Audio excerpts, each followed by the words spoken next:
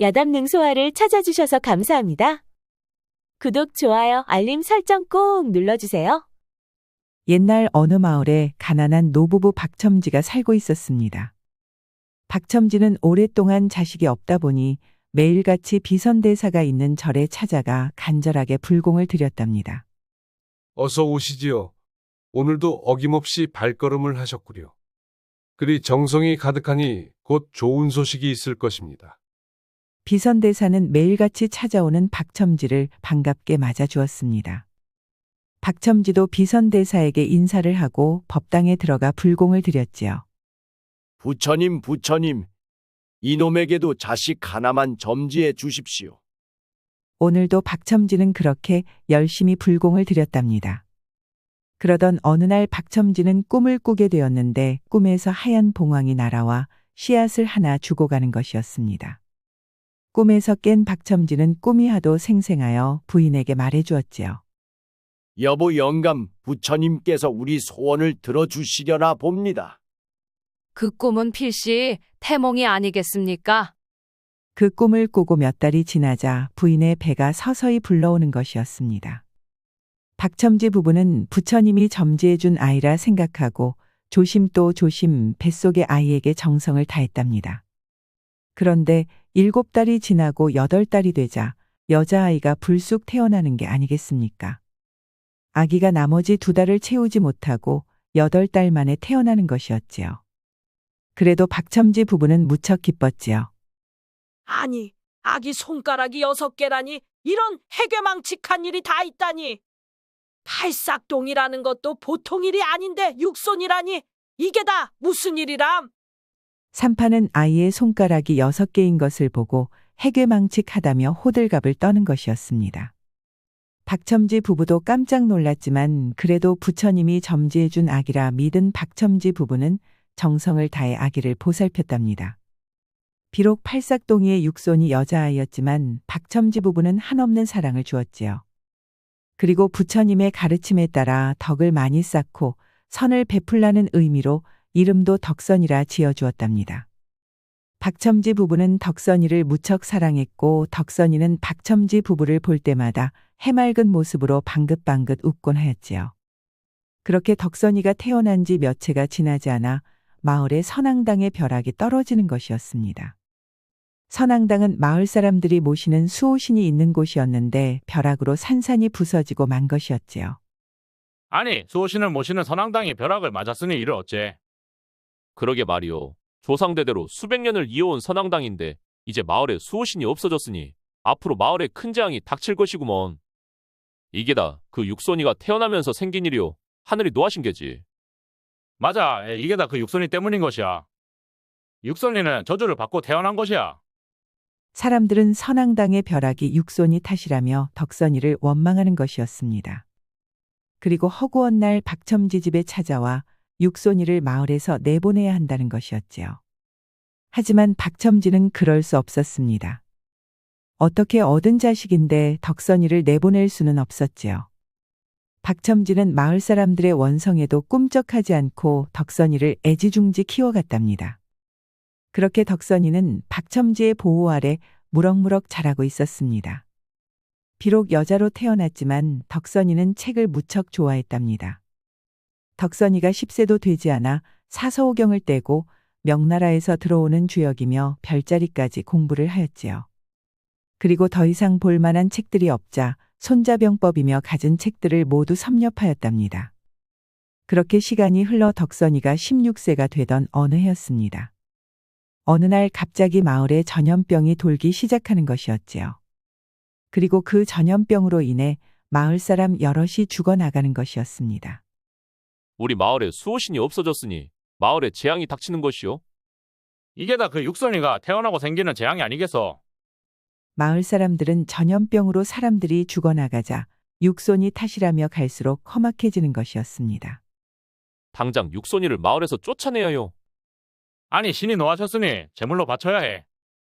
급기야는 마을 사람들이 잔뜩 몰려와 육손이를 내놓으라 소리치는 것이었습니다.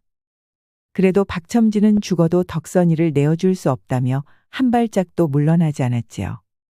그러자 마을 사람들은 우르르 몰려가 몽둥이를 휘둘러 박첨지 부부를 기절시키고 말았답니다. 그리고 덕선이를 잡아가고 말았지요. 덕선이를 잡아간 마을 사람들은 선앙당 나무에 꽁꽁 묶는 것이었습니다.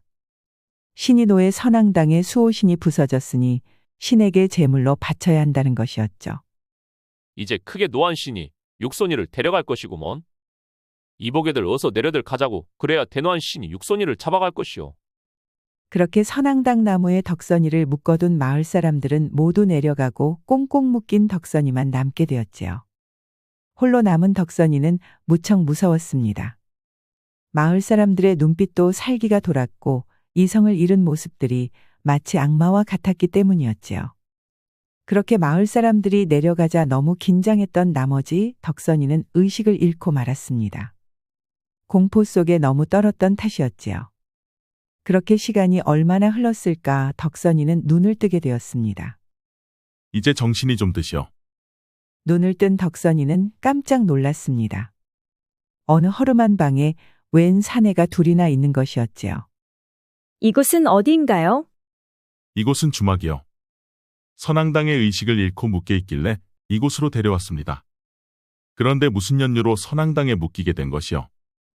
덕선이는 차마 말을 할 수가 없었습니다. 그저 눈물만 나오는 것이었지요. 그러자 사내가 말했습니다. 말하지 않아도 괜찮습니다. 많이 놀란 듯하니 우선 마음부터 진정하는 게 좋겠습니다. 덕선이의 마음을 헤아려 주는 것으로 보아 사내는 예의 바른 사내 같았습니다. 그리하여 덕선이는 낯선 사내들에 대한 경계심도 어느 정도 안심할 수가 있었지요. 그리고 다음 날이 되었습니다.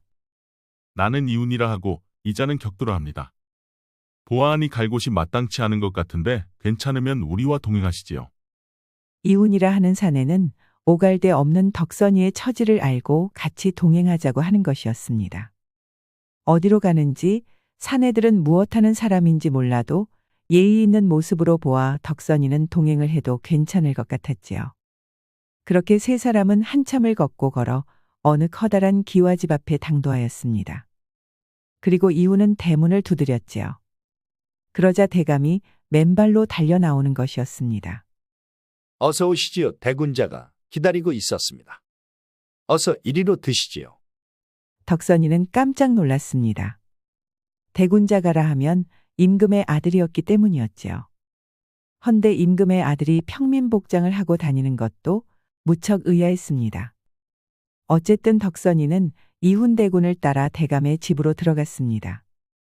그리고 이훈대군은 대감의 방으로 들어가 대감과 이야기를 나누었지요. 덕선이는 대감의 집을 이곳저곳 살펴보기 시작하였습니다. 이렇게 큰 기와집은 처음 보았기 때문이었지요. 대감의 집에는 일하는 머슴들이 많았는데 머슴들 중에는 머슴 같지 않은 사내들도 여럿 있는 것이었습니다. 덕선과 눈이 마주친 몇몇의 머슴들은 보통 머슴의 눈빛이 아니었지요. 덕선이는 머슴 같지 않은 몇몇의 사내가 왠지 꺼림직했습니다. 같이 동행하고 있는 사내가 대군인 것을 알고 나니 덕선이는 그런 것도 신경이 쓰이기 시작한 것이지요. 대감과 말이 끝난 이훈대군은 저녁을 먹고 호위무사 격두와 함께 잠자리에 들어갔습니다. 덕선이도 푸짐한 저녁을 먹고 사랑채에 있는 거처로 들어갔지요. 헌데 덕선이는 잠을 잘 수가 없었습니다. 낮에 본 머슴 같지 않은 사내들 때문이었지요. 안 되겠다고 생각한 덕선이는 이훈대군이 머무는 처소로 살며시 들어갔습니다. 잠시 드릴 말씀이 있습니다. 아니, 이 밤에 무슨 할 말이 있는 것입니까? 이곳은 위험합니다. 그러니 아무도 몰래 빠져나가야 합니다. 아니, 무슨 연유로 그리 생각하시는지요? 정확히 말씀드릴 수는 없지만 이곳에는 이미 살수들이 와 있는 게 분명합니다. 덕선의 말에 이훈대군은 깜짝 놀랐습니다. 이곳의 서대감은 가장 믿을 수 있는 자라고 생각했기 때문이었지요. 그러자 호위무사 격두가 말하는 것이었습니다. 낭자의 말을 무시할 수는 없으니 대군마마는 덕선 낭자와 함께 먼저 몸을 피하시지요. 그럼 너는 어찌할 생각이냐? 이곳에 남아 서대감의 진실을 파악해 보겠습니다. 그리하여 이훈대군과 덕선이는 어둠을 틈타 낮에 덕선이가 보아둔 쪽문으로 서대감의 집을 빠져나갔답니다. 그리고 주막으로 향했지요. 그렇게 주막에 당도한 두 사람은 가슴을 졸이며 뜬 눈으로 격두를 기다렸습니다. 그런데 새벽달기 울어도 격두는 나타나지를 않는 것이었지요. 격두에게 무슨 일이 생긴 건 아닐까요? 너무 염려하지 마시지요. 이미 예상을 하고 있으니 준비도 잘하고 계실 것입니다. 그렇게 시간이 흘러 해는 중천까지 떠오르는 것이었습니다. 그러자 온몸이 피투성이가 된 격두가 나타나는 것이었지요. 아니 어떻게 된 것이야? 다친 데는 없는 것이냐? 네, 저는 괜찮습니다. 낭자의 말이 맞았습니다. 대군께서 나가시고 자정이 지나자 살수들이 들이닥쳤습니다. 그리하여 살수들을 모두 제거하느라 시간이 지체되었습니다. 다행히도 덕선낭자의 지혜로 대군께서 자리를 미리 비울 수 있었으니 살수들을 하나도 남김없이 제거할 수 있었습니다. 서대감은 어찌 되었느냐? 서대감도 검을 들고 달려드는 바람에 숨통을 끊을 수밖에 없었습니다. 그리 되었구나. 고생이 많았다. 너의 목숨도 위험했을 텐데 이렇게 살아와줘서 무척 고맙다. 그렇게 무사히 목숨을 건질 수 있었던 이훈대군은 덕선에게도 감사의 말을 전했습니다. 덕선낭자 고맙습니다. 덕분에 위기를 모면할 수 있게 되었습니다. 그런데 어떻게 살수들이 이미 와 있었다는 것을 알 수 있었던 것이요? 중에는 눈빛이 다른 사내들이 여럿 있었습니다. 대군께서 왕자라는 것을 알게 된 순간 그들의 목적이 의심스러웠지요. 그들이 대군을 호위할 것이라면 굳이 머슴으로 위장할 필요가 없었지요. 허나 머슴으로 위장을 했다는 것은 대군을 속이기 위함이고 그 목적은 단 하나인 게 분명했습니다. 아니, 눈빛 하나로 그런 목적까지 읽어낼 수가 있었던 것입니까? 이훈대군은 덕선낭자가 예사롭지 않게 보였습니다. 마치 천리안을 가진 특별한 사람 같았지요. 그리하여 이훈대군은 덕선낭자를 각별히 생각하게 되었답니다. 그리고 덕선이가 손가락이 6개인 육손이라는 것도 알게 되었지요. 하지만 그런 것은 문제가 되지 않았습니다. 천리안을 가지고 있고 지혜가 넘치는 덕선낭자로 인해 목숨을 건질 수가 있었기 때문이었지요. 덕선낭자에 대한 믿음이 생기고 특별한 능력이 있다는 것을 알게 되자 이훈대군은 생각했습니다. 이제는 생사를 같이 하게 된 덕선낭자도 자신의 상황을 알 필요가 있다고 생각한 것이지요. 그리하여 이훈대군은 덕선낭자에게도 모든 것을 이야기해 주었답니다. 이훈대군은 중전마마에게 하나밖에 없는 외동아들이었습니다. 그리하여 세자책봉을 앞두고 있었지요. 그런데 갑자기 중전마마가 급사를 하고 임금도 갑자기 병이 들어 정사를 볼 수가 없게 되었답니다. 그러자 이훈대군의 목숨이 위태롭다고 판단한 중전을 모시던 최상궁이 호위무사 격두를 시켜 이훈대군을 몰래 빼돌린 것이었지요. 당시 좌상의 여식이 후궁으로 있었는데 그에게는 아들이 하나 있었답니다. 그러다 보니 후궁의 자식을 왕세자로 삼기 위해 중전을 독살하고 임금까지 독을 써서 병들게 한 것이었습니다. 조정을 장악한 좌상은 자신의 핏줄을 임금으로 만들려 했던 것이었지요. 그러다 보니 임금의 적통인 이훈대군을 살려놓으면 안 되는 것이었습니다. 서대감도 좌상에게 공을 세워 조정의 큰 벼슬을 얻어내고자 이훈대군의 목숨을 노렸던 것이었습니다. 대군의 상황을 알게 된 덕선이는 남일 같지가 않았지요. 자신도 마을 사람들에게 죽임을 당하다 살아난 것이고 대군도 좌상에 의해 죽임을 당할 처지에 있었기 때문이었지요. 그런 이훈대군을 보면서 덕선의 가슴은 왠지 짠한 것이었습니다. 아버지의 충실한 신하였던 서대감마저 배신을 하자 믿을 구석이 하나도 없게 된 이훈대군은 더 이상 찾아갈 곳도 없었습니다. 그리고 격두와 덕선낭자도 갈 곳이 전혀 없었지요. 그렇게 세상에는 오갈 데도 없는 세 사람만 덩그러니 남게 되었답니다. 그리하여 이훈대군은 침통에 빠져 있었지요. 그런데 덕선이가 갑자기 말하는 것이었습니다. 혹시 동전 있으면 2개만 주시지요. 그러자 격두가 동전을 꺼내주는 것이었습니다. 그러자 덕선이는 동전 던지기를 여러 차례 하는 것이었지요. 제가 잠시 점을 쳐보았는데 점괘는 남동쪽을 가리키고 있습니다. 남동쪽으로 가면 귀인을 만날 수 있다고 나옵니다. 혹시 남동쪽에 아시는 분이 계시는지요? 아니 없습니다. 저도 아는 이가 하나도 없습니다. 대군의 목숨이 위태롭다고 판단한 덕선이는 공부만 했지 한 번도 쳐보지 않은 점을 치기 시작한 것이었지요. 그런데 첫 점괘부터 남동쪽을 가리키는 것이었지요. 대군도 격도도 아는 이가 없다면 남은 건 덕선이 자신밖에 없는 게 아니겠습니까? 그런데 남동쪽이면 덕선이 마을과 가까운 것이었지요. 마을로 가면 마을 사람들에게 또 봉변을 당할 것이므로 마을은 갈 수도 없는 것이었습니다. 덕선이는 침착하게 생각을 해보았지요. 분명 자신과 연이 있는 귀인이 있다는 점괘였으니까요. 그렇게 한참 생각을 하다 보니 어려서 아버지에게 들은 비선대사 이야기가 생각났습니다. 아버지는 비선대사가 있는 절에서 불공을 들여 자신을 낳았다고 했었지요.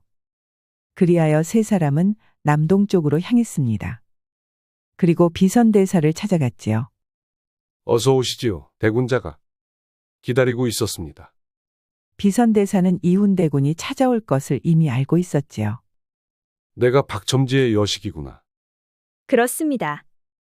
아버지의 지극정성으로 태어났으나 앞으로 내 어깨의 짐이 버겁고 또 버거울 것이다. 이제 저희는 어떻게 해야 하는지요? 이 서찰을 가지고 국경을 지키는 이 장군을 찾아가 보거라. 그리고 이 장군을 만나고 나면 덕선이 내가 할 일이 많을 것이다. 이훈대군의 목숨도 나라의 운명도 내 손에 달렸느니라. 비선대사의 말에 덕선이는 깜짝 놀랐습니다. 대군의 목숨도 나라의 운명도 자신에게 달려있다니요. 덕선이는 숨이 막히는 듯 했습니다. 하지만 이훈대군의 목숨이 위태로운 걸 겪은 덕선이는 마음을 다잡아야 했습니다. 그리고 정신을 바짝 차려야 했지요. 그리하여 세 사람은 다시 국경으로 향했습니다. 그리고 이 장군을 만났지요. 비선대사의 서찰을 본 이 장군이 이훈대군에게 무릎을 꿇고 말하는 것이었습니다. 대군마마, 이한 목숨 바쳐 대군마마를 지키겠사옵나이다.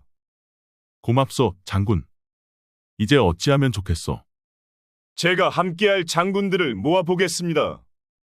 그렇게 며칠이 지나자 이 장군은 뜻을 같이 할 장군 둘을 더 데려오는 것이었습니다. 그리고 이훈대군에게 충성맹세를 하는 것이었지요. 이훈대군의 뜻을 따르기로 장군들이 뜻을 모으자 덕선이는 점괘를 쳐보았습니다. 그런데 점괘는 계속해서 배신이 나오는 것이었지요. 점괘는 이 장군이 데려온 둘 중에 하나가 배신을 한다는 것이었습니다. 그런데 누가 배신할 줄은 알 수가 없었지요. 덕선이는 걱정이 되었습니다. 한 사람만 배신해도 일이 수포로 돌아가고 이훈대군을 포함한 거사에 참여한 사람들 모두 목숨을 부지할 수 없었으니까요. 덕선이는 밤이 되자 별자리를 살펴보았습니다. 그리고 다음날 장군들이 모였을 때 탁자의 의자를 동서남북으로 나누어 딱 4개만 두었답니다. 그리고 장군들이 어느 자리에 앉는지 유심히 보았지요. 그러자 장군들이 들어와 자리에 앉기 시작하는 것이었습니다. 덕선이가 유심히 보고 있던 자리는 북쪽 자리였는데 그 자리에는 서장군이 앉는 것이었지요. 장군들이 회의를 마치고 모두 돌아가자 덕선이는 이훈대군에게 말했습니다. 서장군이 거사를 치르기로 한 날 좌상의 편에 설 것입니다. 그리고 그날의 기운은 좌상에게 강한 기운이지요. 거사날을 잡은 서장군은 이미 좌상의 사람이 분명합니다. 좌상에게도 점을 치는 사람이 있기에 그렇게 서장군을 통해 나를 잡은 것이지요. 허나 거사를 치르기로 한 전날은 대군에게 기운이 강합니다. 그러니 거사를 하루 앞당기시고 서장군에게는 알리지 않아야 합니다. 정말 점괘가 그리 나왔습니까? 그렇습니다. 그렇다면 알겠습니다. 내 이 장군을 불러 그리 일러두겠습니다. 그리하여 그날 밤 이 장군은 서장군과 술을 잔뜩 마시고 서장군이 술에 취하자 서장군을 포박하였습니다. 그러자 서장군의 품속에서는 좌상의 밀서가 나오는 것이었지요. 덕선이 덕에 또 한 번 위기를 넘긴 이훈대군은 덕선 낭자를 볼 때마다 너무너무 든든했답니다. 그런데 그런 덕선 낭자의 능력을 떠나 한 여인으로서의 감정도 생기는 것이었지요. 덕선 낭자를 바로 할 때면 왠지 가슴도 두근거리고 얼굴도 붉어지는 것이었지요. 호수와 같은 커다란 눈동자, 오똑한 코와 입술, 마치 잘 그린 그림처럼 무척 아름다웠지요. 거사도 거사지만 덕선이 생각에 잠을 이룰 수 없던 이훈대군은 별자리를 살피고 있는 덕선이를 찾아갔습니다. 내일 일은 어떨 것 같습니까? 별자리와 점괘는 대군을 가리키고 있습니다. 그러니 일은 무사히 잘 해결될 것입니다. 그러자 이훈대군은 덕선이의 손을 꼭 잡았습니다. 그러자 사내의 손을 처음 접한 덕선이는 흠칫 놀라고 말았지요. 덕선이의 손을 잡은 대군도 심장이 요동치는 것을 감당할 수가 없었습니다. 덕선이도 사내의 손에서 전해오는 느낌에 얼굴이 붉어지고 가슴도 뛰기 시작하였지요. 그러다 보니 두 사람은 수많은 별들이 지켜보는 가운데 풀숲에 누워 마음속 뜨거운 감정을 표현하기 시작하였답니다. 내일이면 거사를 치르는 날이고 모두 죽거나 살거나 둘 중 하나였지요. 덕선의 점괘는 좋다고 나왔으나 틀리면 죽음을 면치 못하는 것이었습니다. 그렇게 생과 사의 갈림길에서 두 사람은 서로를 연모하는 감정을 한없이 쏟아내기 시작하였지요. 덕선이는 부모님의 사랑은 듬뿍 받았었지만 부모님 외에는 그 누구의 사랑을 받아보지 못했었답니다. 마을 사람들의 원망과 괄시를 받으며 마을에서도 외톨이로 살 수밖에 없었지요. 그리고 선앙당 나무에 묶여 꼼짝없이 죽을 수밖에 없었는데 이훈대군 덕분에 살아남을 수 있었지요. 그리고 이훈대군의 따뜻한 마음과 자신을 각별히 생각해주는 마음 덕에 덕선이도 어느 순간부터 이훈대군을 마음으로 의지하고 있었던 것이었지요. 그렇게 서로는 서로를 향한 마음을 후회 없이 쏟아부으며 다시는 없을 수도 있는 내일을 위하여 한 점 아쉬움이 남지 않도록 서로를 향해 최선을 다했습니다. 사랑하는 남녀의 사랑보다 이 세상에 더 아름다운 게 있을까요? 두 사람의 순수하고 아름다운 사랑은 수많은 별들이 지켜보는 가운데 꽃을 활짝 피웠답니다. 그렇게 두 사람이 마주하고 있는 사이 어느새 동이 떠올랐습니다. 이미 두 장군은 군대를 이끌고 덕선이가 알려준 대로 동쪽 성문을 쉽게 통과하여 성안까지 들어갔답니다. 그리고 방심하고 있던 좌상의 군대를 무너뜨리고 대궐까지 장악을 하고 말았지요. 덕선이가 지정해준 날짜와 방향까지 모든 게 정확히 맞아떨어지는 것이었습니다. 그렇게 좌상의 꿈은 무너지고 좌상과 그를 따르는 무리들은 중전을 해하고 역모를 꾀한 죄로 결국 모두 참수형을 당하고 말았답니다. 그렇게 좌상의 무리가 모두 척결되자 이훈대군은 세자로 책봉되었습니다. 본래의 자리로 돌아간 것이었지요.